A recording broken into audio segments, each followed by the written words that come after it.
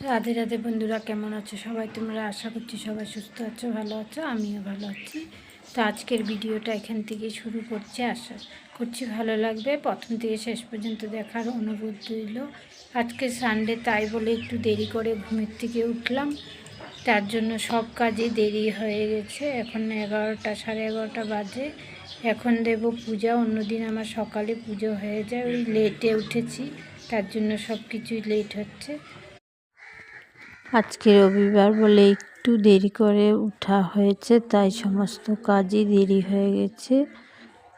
প্রত্যেক দিনেই সকালে উঠলেই ভালো, তাহলে কাজ সব ভালো করে তাড়াতাড়ি শেষ হয়ে যায়। তো আসলে টেনশন, অন্যদিন টেনশন থাকে, সকালে উঠতে লাগবে, ছেলেকে স্কুলে পাঠাতে লাগবে, তারপর নিজেরও পার্সোনাল কাজ আছে। তো এই টেনশনে ঘুম ভেঙে যায়। আর সানডের দিন কোনো টেনশন নেই তো সকালে ওঠার, তার জন্য ঘুমটাও ভাঙে দেরিতে। তো এখানে আমি স্নান করে পুজোটা দিয়ে দিচ্ছি, পুজো দিতে বসলাম। পুজোটা দিয়ে নিই, দেখতে থাকো তাহলে।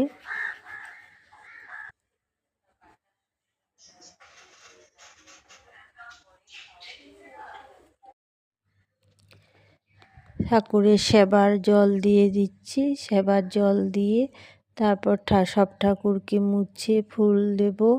কয়েকদিন ধরে বাড়িওয়ালা মাসি ফুল পাঠাচ্ছে, আমি নিচে গিয়ে 2 দিন নিয়ে এসেছিলাম। তো এখন পাঠায় আমার জন্য কয়েকদিন ধরে ফুল। আমি আর সবসময় নিচে গিয়ে ফুল আনতে পারি না, কারণ আমার পায়ের ব্যথার সমস্যা আছে। এতগুলো সিঁড়ি বেয়ে উঠানামা করতে আমার খুবই কষ্ট হয় পাওটা নিয়ে, তার জন্য আমি যেতে পারি না, আনতেও পারি না। 2-3 দিন গিয়ে এনেছিলাম। পাশের বাড়ি দিদি একদিন দিয়েছিল, তারপর 2 দিন গিয়ে আমি এনেছিলাম। তো আজকে তো যেতে পারিনি, দেরি করে ঘুমের থেকে উঠেছি, ভেবেছি ফুল হয়তো নেই, দেওয়া হয়ে গেছে সবার পুজো। তো দেখি না, মাসি আমার জন্য কয়েকটা ফুল পাঠিয়ে দিয়েছে, মাসির নাতনিকে দিয়ে। তো দিচ্ছি ঠাকুরকে। ফুলগুলো দিয়ে পুজো দিলে ভালো লাগে দেখতে ঠাকুরের আসনটা, আর না হলে একদম ফাঁকা ফাঁকা লাগে, মনে হয় না পুজো দিয়েছি বলে। আর একটা কথা, যে আমাকে সবাই বলেছিল যে ভাড়া ঘরে আবার ঠাকুর বসানোর কী দরকার ছিল, ঠাকুর না বসালে হতো। আপনারাই বলেন বন্ধুরা, আমি যদি ভাড়া ঘরে থাকতে পারি তাহলে ঠাকুর থাকবে না?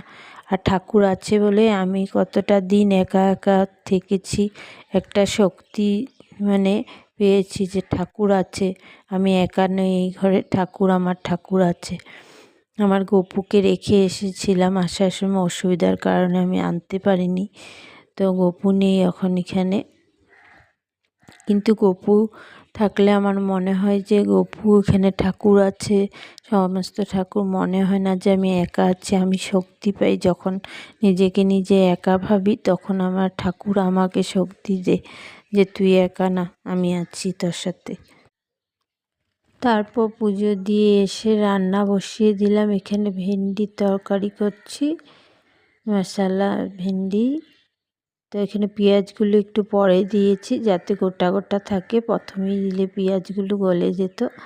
তো পেঁয়াজ, আলু, ভেন্ডি দিয়েছি, দিয়ে এইভাবে শর্টকাটে একটু করছি, কারণ জোরে খিদে পেয়ে গেছে দেরি করে ওঠার জন্য। এরপর আমি মশলা ভিজিয়ে রেখেছি, এর মধ্যে আছে জিরে, ধনে, শুকনো লঙ্কার গুঁড়ো, আর হচ্ছে গরম মশলা, হলুদ।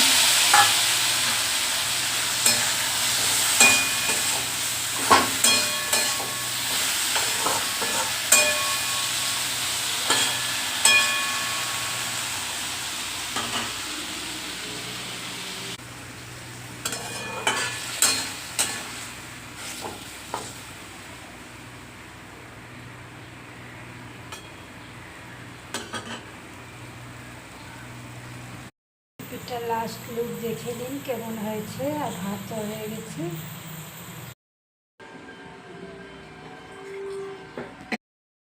এখন খেয়ে নিচ্ছি ডাল আর ভেন্ডির তরকারি দিয়ে।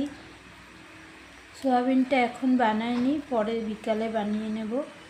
কারণ বড় ছেলে বলছে এখন খাবে না, আর ছোটো ছেলে গেছে বন্ধুর ঘরে, ওখান থেকে খেয়ে দিয়ে আসবে, তাই আর বানাইনি, পরে বানিয়ে নেব।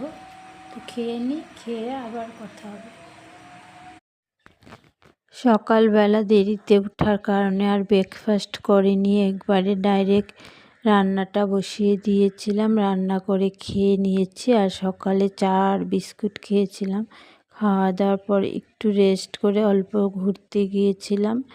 এখানে আমার জায়ের ঘর, ননদের ঘর আছে, ওদের বাড়িতেই যাই, আর কোথাও যাই না।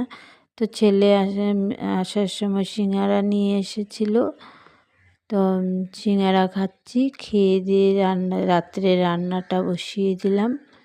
এখানে আলু পেঁয়াজ দিয়েছি আর কালো জিরে দিয়েছিলাম সম্বাসে, পেঁয়াজ আর কালো জিরে দিয়ে আলুটা দিয়ে নুন হলুদ দিয়ে ভালো করে ভেজে তারপরে একদম শুকনো শুকনো করে কষা কষা করে মাংসের মতন সয়াবিনটা বানাচ্ছি। ঝোল দেবো না আজকে, কারণ ডাল আছে, ডালটা না হলে থেকে যাবে, ডাল দিয়ে খাবে যার ঝোলের দরকার পড়বে।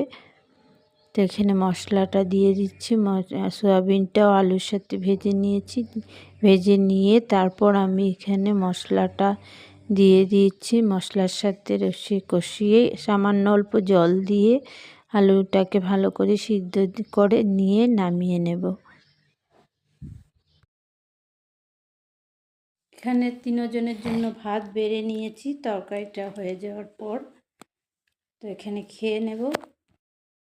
আজকের ভিডিওটা তাহলে এখানেই শেষ করছি। বাই, রাধে রাধে। আবার একটা নতুন ভিডিওর সঙ্গে আপনাদের সঙ্গে আবারও দেখা হবে। ততক্ষণ সবাই সুস্থ থাকুন, ভালো থাকুন, সাবধানে থাকুন। রাধে রাধে।